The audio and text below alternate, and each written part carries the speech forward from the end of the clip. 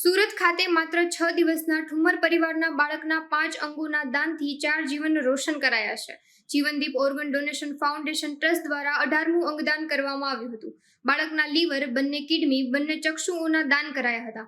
બેબીને brain dead જાહેર કરવામાં આવેલ હતી. જાહેર થતાની સાથે જ ડાયમંડ હોસ્પિટલના સેવાનું કામ કરતી સંસ્થા જીવનદીપ ઓર્ગન ડોનેશન ફાઉન્ડેશન ટ્રસ્ટનો સંપર્ક કરી NICI વિભાગમાં તેના અંગોનું દાન કરી અને અન્ય 4 જીવનને રોશન કરવામાં આવ્યા હતા. Vipul Talaviya Jivandeep organ donation foundation Surat 2 દિવસ પહેલા ડાયમંડ હોસ્પિટલથી ડોક્ટર હરેશભાઈ પાગડારનો ફોન આવ્યો હતો કે અમારે ત્યાં એક બ્રેન્ડેડ બચ્ચું છે, આપ આવો અને આપણે પરિવારજનોને મળીએ અને અંગદાન માટે સમજાવીએ.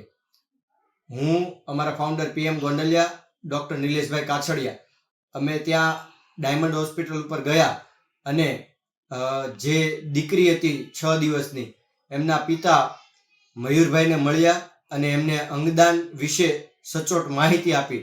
આ અંગદાન શું કામે કરવું જોઈએ એમના માટે એમને પૂરતી સમજ આવી અને તેઓ એગ્રી થયા અને એઓએ પરિવાર સાથે મળી અને અંગદાન માટે સંમતિ આપી. આ અંગોનું દાન IKDRC અમદાવાદ દ્વારા બંને કિડનીઓનું અને નાણાવટી હોસ્પિટલ મુંબઈ દ્વારા લીવરનું તેમજ સુરતની લોકદ્રષ્ટિ ચક્ષુ બેંક દ્વારા ચક્ષુઓનું દાન સ્વીકારવામાં આવ્યું હતું. આ અંગદાતા બાળકીના પિતા મયુરભાઈ, જેઓ પ્લમ્બિંગનું મજૂરી કામ કરે છે અને પોતાના સહપરિવારનું ગુજરાન ચલાવે છે, જેઓ વેલંજા સ્થિત સુરત ખાતે રહે છે.